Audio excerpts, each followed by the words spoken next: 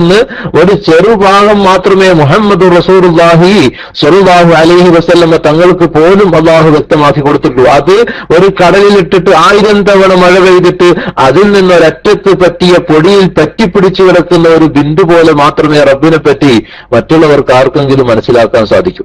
അതുകൊണ്ട് തന്നെ അള്ളാഹുവിന്റെ ആ മഹത്വങ്ങളെ സംബന്ധിച്ച് ദാത്തിലായാലും തടിയിലായാലും വിശേഷണത്തിലായാലും പ്രവൃത്തിയിലായാലും റബ്ബിനെ യഥാർത്ഥമായി മനസ്സിലാക്കിക്കൊണ്ട് അള്ളാഹുവിന്റെ ആ അടുപ്പത്തിൽ നിൽക്കുന്ന ഒരു വിഭാഗമാണ് ഔലിയാക്കൾ. ആ ഔലിയാക്കളിൽ നിന്ന് പ്രവാചകന്മാർക്കുണ്ടാകുന്നത് പോലെ ഫാന്റാസ്റ്റിക്കായ അത്ഭുതകരമായ കാര്യങ്ങൾ അവർ ഈ ദീനിന്റെ ദഅവത്തിന്റെ നിലനിൽപ്പിന് ആവശ്യമായി ചെയ്യും. അത് തന്നെയാണ് കറാമത്ത്.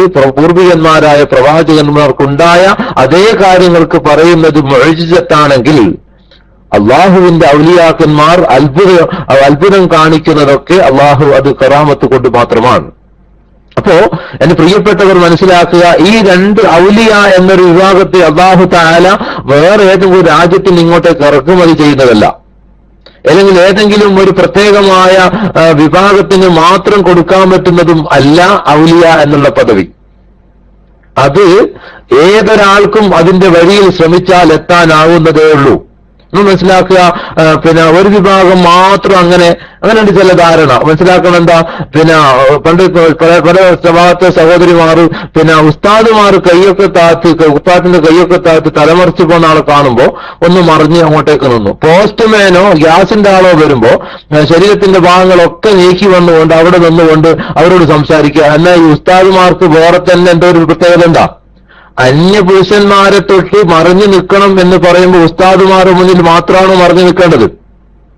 ഇത് ഞാൻ എക്സാമ്പിളിന് പറയുന്നത് മാത്രമേ ഉള്ളൂ. അതുകൊണ്ട് തന്നെ ഔലിയാക്കൾ എന്ന് പറയുന്നത് വേറെ തന്നെ അള്ളാഹുവിന്റെ റസൂലിനെ പറ്റി തരം നിങ്ങളിൽ തന്നെ നിങ്ങൾ ഒരു നബിയെ ഞാൻ തെരഞ്ഞെടുത്തു എന്ന് മുഹമ്മദ് റസൂലുള്ളാഹി സ്വല്ലല്ലാഹു അലൈഹി വസല്ലമ തങ്ങളെ പറ്റി വ്യക്തമായി പറയുന്നത് പോലെ നമ്മളിൽ നിന്ന് തന്നെയാണ് ഔലിയാക്കന്മാർ. പൂർവികന്മാർ പറഞ്ഞു 40 ആൾ കൂടുന്നിടത്ത് വലിയുണ്ട്. മനസ്സിലാക്കുക, 40 ആൾക്കാർ വെള്ളിയാഴ്ച പള്ളിയിൽ കൂടിയാൽ അതിലൊരു വലിയുണ്ട് എന്ന് വ്യക്തമാക്കി പറഞ്ഞിരുന്ന പൂർവികന്മാരുടെ ആ ആശയങ്ങൾ മുഴുവനും നമ്മൾ മനസ്സിലാക്കിയാൽ തന്നെ ഔലിയായിലേക്ക് നമുക്ക് എങ്ങനെ എത്തിച്ചേരാൻ സാധിക്കും? ഏതോ ഒരു ഔലിയാന്റെ വിപുലമായ കറാമത്തുകളും പറഞ്ഞുകൊണ്ട് വലിയൊരു മൗലൂദ് കഴിച്ചുകൊണ്ട് ഒരുപാട് ഭക്ഷണം വിതരണം ചെയ്തതുകൊണ്ട് അതിന്റെ ബർക്കത്ത് നമുക്ക് കിട്ടുമെങ്കിലും നമ്മളിൽ അതെന്തുണ്ടാക്കി? മനസ്സിലാക്കേണ്ട കാര്യം, നമ്മളിൽ എന്തുണ്ടാക്കി? ഔത്ത് മുഹ്യിദ്ദീൻ അബ്ദുൽ ഖാദിർ ജീലാനി ഖദ്ദസല്ലാഹു സിർറഹുൽ അസീദ് തങ്ങളെ പോലത്തെ ഉന്നതന്മാരായ അള്ളാഹുവിന്റെ ഔലിയാക്കന്മാരുടെ ഉറൂസുകൾ കഴിച്ചതിന്റെ പിന്നിൽ നമുക്കറിയാം എത്ര ആൾക്കാരുണ്ട് അള്ളാഹുവിന്റെ ഔലിയാക്കന്മാർ. അജ്മീർ ഷരീഫിലെ കുളിർ കാറ്റ് പറയുന്നു, അവിടെയുണ്ടൊരു മഹാരാജാ റബ്ബിൻ ആരിഫുകളിൽ പൂകൾ പെറ്റ മൊയ്നുദ്ദീൻ ചിസ്തി ആണല്ലോ അവർ ബഹുരാജ. ഇങ്ങനെ തുടങ്ങുന്ന മഹാനായ അജ്മീർ ഖാജ ഉൾപ്പെടെയുള്ള മഹാന്മാരായ ഔലിയാക്കന്മാരുടെ ഉറൂസ് നടത്തുമ്പോ നമ്മൾക്ക് അതിനെന്ത് പ്രചോദനം കിട്ടി? അതാണ് മനസ്സിലാക്കേണ്ടത്. അപ്പോ ഈ ഒരു വിഷയത്തിലേക്ക് വരുമ്പോ അവരുടെ ജീവിതം ഇവിടെ ഔലിയാക്കന്മാരെ പറ്റി പറയുമ്പോൾ നമ്മളെ സഹോദരിമാർ കാട്ടിക്കൂട്ടുന്ന അതിന് ഓരം പിടിച്ചുകൊണ്ട് കുടുംബത്തെ നയിക്കുന്ന ചില ഷണ്ടന്മാരായ ഭർത്താക്കന്മാരെ പറ്റിയുള്ള ചർച്ച ചെയ്യേണ്ടതുണ്ട്. മനസ്സിലാക്കുന്നത് ഞാൻ ഒരു ഭാഷക്ക് കുറച്ചൊരു കടുപ്പം കൂട്ടാനുള്ള കാരണം ഒരു വെള്ളം മൂടാൻ വേണ്ടി നേർച്ചയാക്കി. എവിടെയാ നേർച്ചയാക്കിയത്? ഉള്ളാളം ദർഗയിൽ. എവിടുന്നാണ് നിശ്ചയിച്ചത്? കൊയിലാണ്ടിന്ന്. എങ്ങനെയാ പോണത്? സാധാരണ ഒരു കല്യാണത്തിന് പോകുന്നതിനേക്കാൾ കുറച്ചും കൂടിയും അതായിട്ട് ഒരു പർദ്ദ ഇട്ടിട്ടുണ്ടാവും. എങ്ങനെയാ പർദ്ദ? ശരീരത്തിന്റെ എവിടെയൊക്കെ ടൈറ്റ് ഉണ്ടോ അവിടെയൊക്കെ ടൈറ്റാ. എന്നിട്ടോ ബാക്കിയുള്ള ശരീരഭാഗങ്ങൾ മുഴുവനും കാണിച്ചുകൊണ്ട് ലിപ്സ്റ്റിക്കും പുരട്ടി തലയെ മര്യാദക്ക് തട്ടവിടാണ്ട് ഏതെങ്കിലും ഒരു എക്സ്പ്രസിൽ കയറിയിരുന്ന യാത്രയാ. അതിന്റെ ഇടയിൽ നഷ്ടപ്പെട്ടു പോകുന്ന നിസ്കാരങ്ങള്, പുറത്തേക്ക് കാണിക്കുന്ന ഔറത്തുകള്, അനാവശ്യമായ സംസാരങ്ങള്. എവിടത്തേക്കാ പോണ്?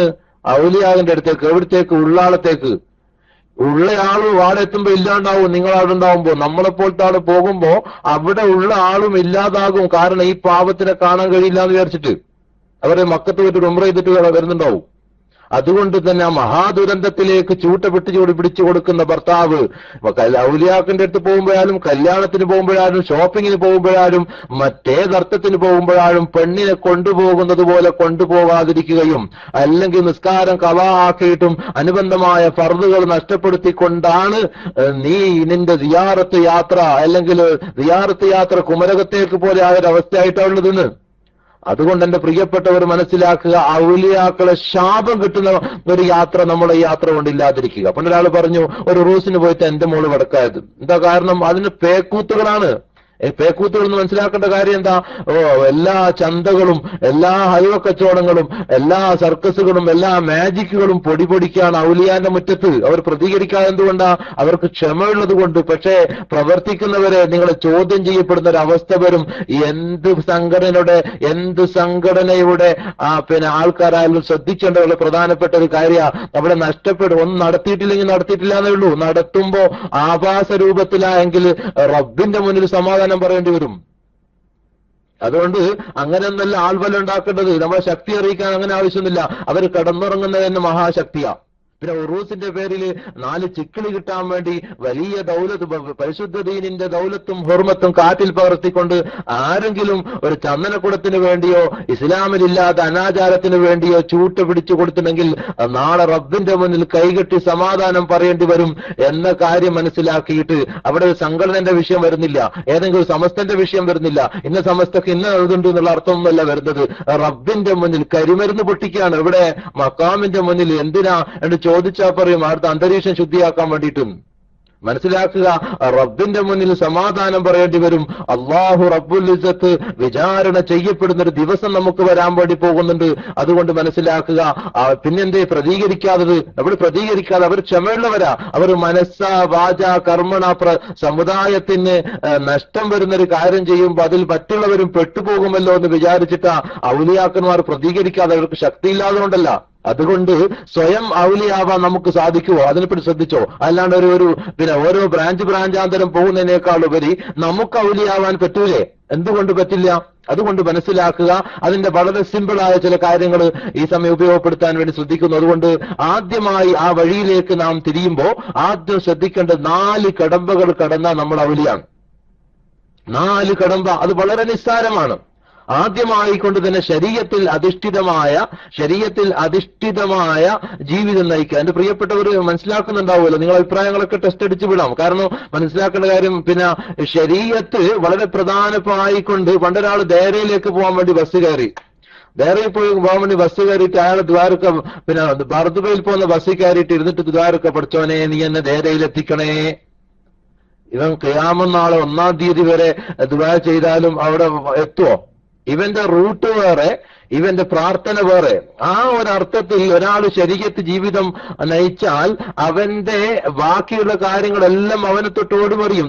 ശരീഅത്ത് എന്ന് പറഞ്ഞാൽ നമ്മളെ പോലത്തെ 4-ാം കിട മനുഷ്യർ എന്നേ പറഞ്ഞുവിടും. എന്ന് വെച്ചാൽ ഫർള് നിസ്കാരം നിസ്കരിക്കും, അതുപോലെ തന്നെ മറ്റു കാര്യങ്ങളൊക്കെ ചെയ്യും, ചാൻസ് കിട്ടിയാൽ പറ്റിക്കും, ആരെങ്കിലും ചീറ്റ് ചെയ്യാൻ പറ്റുമോ അതൊക്കെ ചീറ്റ് ചെയ്യും. അങ്ങനെ ഒരു ഏവറേജായി ജീവിക്കുന്ന ഒരവസ്ഥക്കല്ല ശരീഅത്ത് എന്ന് പറഞ്ഞാൽ.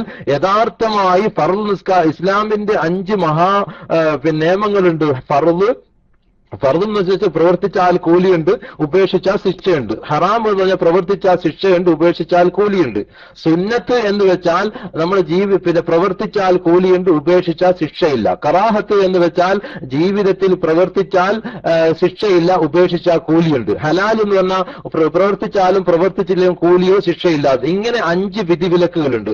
ആ 5 വിധിവിലക്കുകൾ ജീവിതത്തിൽ പകർത്തിക്കൊണ്ട് മറ്റൊരാളെയും ഉപദ്രവിക്കാതെ നാവുകൊണ്ടും കൈകൊണ്ടും അവന്റെ സഹോദരനായ മറ്റൊരു മുസ്ലിം രക്ഷപ്പെട്ടുകൊണ്ട് ജീവിക്കുന്ന ആ തത്വസംഹിതയിൽ ജീവിക്കുന്ന ആ ജീവിത ശൈലിക്ക് പറയുന്ന പേരാണ് ശരീഅത്ത്.